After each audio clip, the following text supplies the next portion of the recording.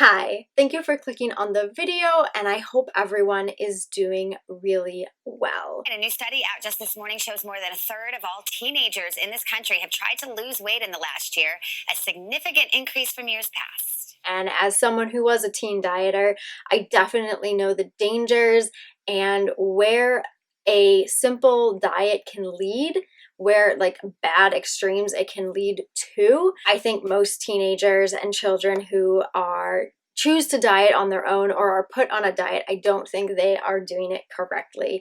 And when it is not done correctly, or the education and the knowledge isn't there from the get-go, it can really lead to dangerous places. Kurbo, which is Weight Watchers' new diet app for like children and teenagers, very like young kids. And I realized like teen dieting, kid dieting is a topic that I don't really like think about that often, but when I really sat down and like thought about it, I realized I got some opinions on this, and I just wanted to share them again because I was a teenager once, and I was a teenager who was obsessed with dieting to the point it went to the wrong place. And I think a lot of teenagers, they are running the risk of going to that dark place. I think kids should be kids. Dieting is such a huge stress. Why are we putting that on kids? Like, they don't need that. Just let kids be kids. Let them run around crazy.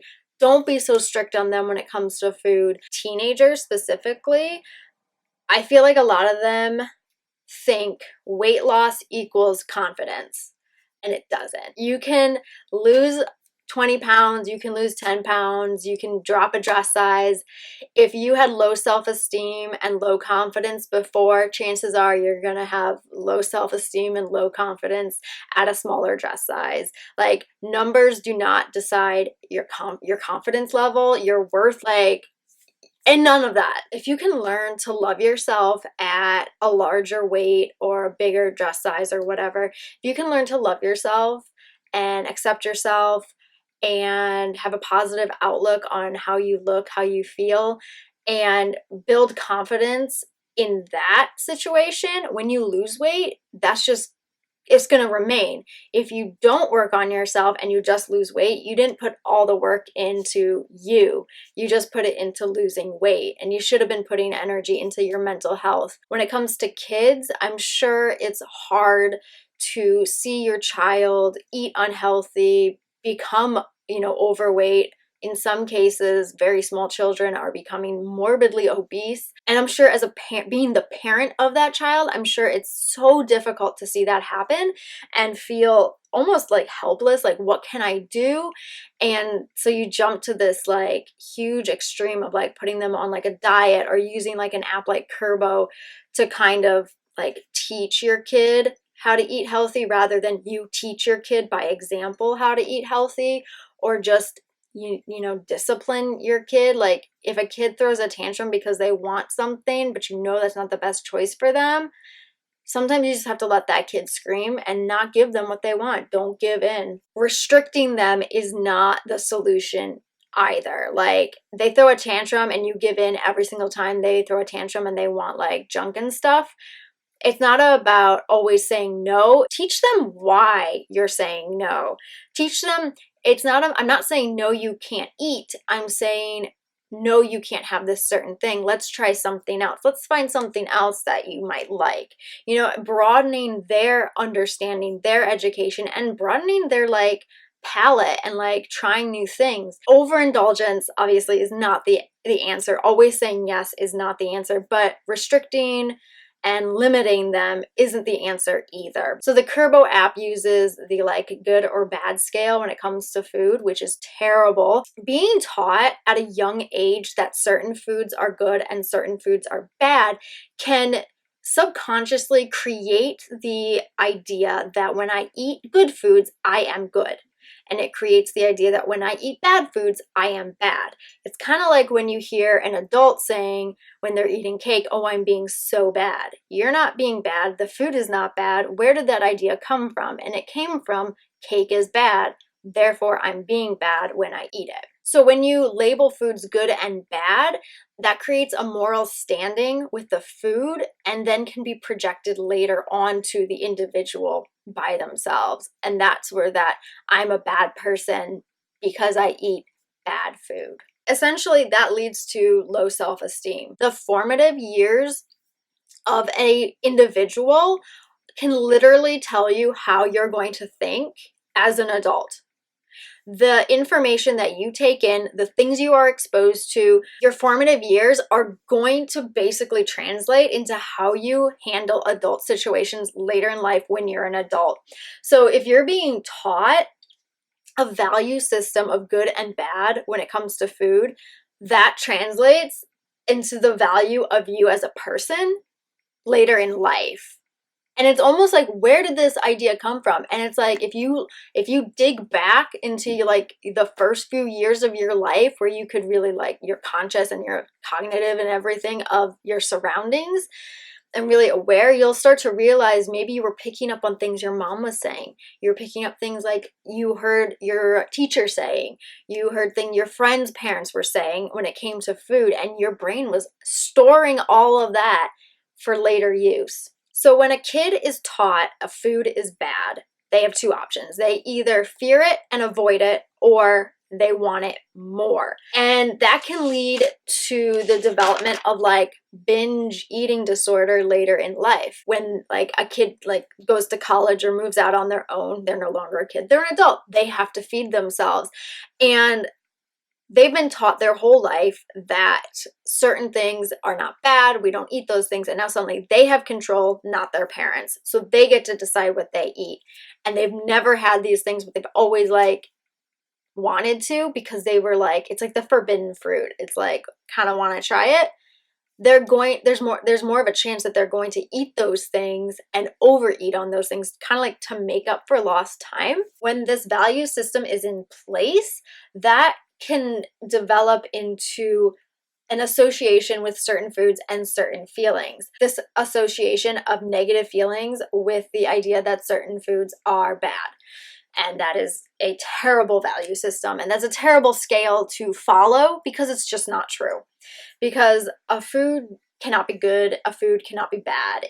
Food is food. It has a purpose, it has a place. You just need to understand it. When kids are put on a kid-friendly diet, education is not a factor. It's not important. It's just like, eat this, don't eat that. That's kind of like a kid diet. And when you lack the knowledge, you're not taught how important calories are. Instead, they are taught to fear calories and to fear numbers. So when you fear foods, fear calories, fear numbers, fear foods that will cause you to have some kind of negative emotion, that is where an eating disorder comes from. Dieting as a kid, dieting as a teenager, that is how an eating disorder develops. Dieting increases stress for anyone. It doesn't matter your age. Dieting is a stressful thing. So nowadays, parents are putting their children on unsustainable diets, which is adding even more stress to their life, and they don't need that. And so teens are feeling more stressed than ever, but they're also feeling like they need to diet more than ever, just because of, I don't want to say it, but the culture that we live in, the society that we live in. Dieting is everywhere. So my eating disorder has been around for decades, and it was all mental for a while, just like that constant negative voice in my head. But then gradually it started to present itself in a physical way in my behavior. When I was like 17, that's when it like really hit hard. I was going to get healthy. My idea of a diet was just to restrict my calories, like just cut back my calories. I didn't know what a calorie was. I didn't know what they were meant for. I didn't know how important they were. I just knew, let's keep that number low. Gradually over time, I just kept decreasing that number and decreasing that number, and my eating behavior became more and more extreme. And the eating disorder was in full swing, and it developed into this life-plaguing situation. And that is how dieting can turn to an eating disorder for anyone. It can really start as an innocent diet of just wanting to get in shape, get toned, lose a couple pounds. it can be so innocent and it can turn so sinister so quickly. More and more extreme dieting can lead to more and more extreme and dangerous behaviors and habits. When you put yourself through this like extreme measure, you start to lose your ability to recognize hunger and fullness. And that is where it becomes easier to starve yourself. And then later, it becomes easier to binge because you don't know when to stop. Like that's another form of eating disorder that a diet could turn into, simple dieting. So I want to end with like the little seed that was planted in my mind many years ago, and that's where it started to like bloom into me choosing recovery. Is I don't know where I read it or who said it or anything like that. I just one day I realized the word diet just refers to what we're eating. And so you don't always have to be dieting. I think dieting has this association with like restriction and suffering and all these things, like such just negative connotation. But the minute I just said, my diet is what I eat and I can eat whatever I want, I don't have to punish myself for a diet. The minute I started to like really take the definition of diet for what it is, it started to open up like my mind to like other things and like branch out and learn what it means to have a healthy diet. And healthy diet does not mean restriction. I think we hear the word diet and we immediately think you're going to lose something. But that's not the case. In my case, and I think for most people's cases, when you just open your mind up, you learn that you're gaining so much information and so much beneficial information that can help you progress in your health journey, your fitness journey, your recovery journey, most importantly. I think it's really sad that kids feel they need to diet these days, especially young kids, like little kids. Like, I'm sure they need to. And like, obviously, they just need to be taught healthier choices and to enjoy healthier choices. And maybe obviously maybe the parents aren't, leading by example, and that's really sad. Everyone needs to start taking responsibility and start taking care of themselves and each other. So anyway, that is this video. If you liked it, please give it a thumbs up. If you didn't like it, give it a thumbs down. If you are not subscribed already, maybe subscribe, please. And thank you so much to everyone who has subscribed already. I really appreciate it. If you have any further ideas or comments about teen dieting, feel free to leave those below. Also, if you have any questions, other comments, video suggestions, anything at all, feel free to leave that down below as well. And be sure to follow me on Instagram. I say it all the time. My Instagram story is top notch. Anyway, I will see you next time. Bye!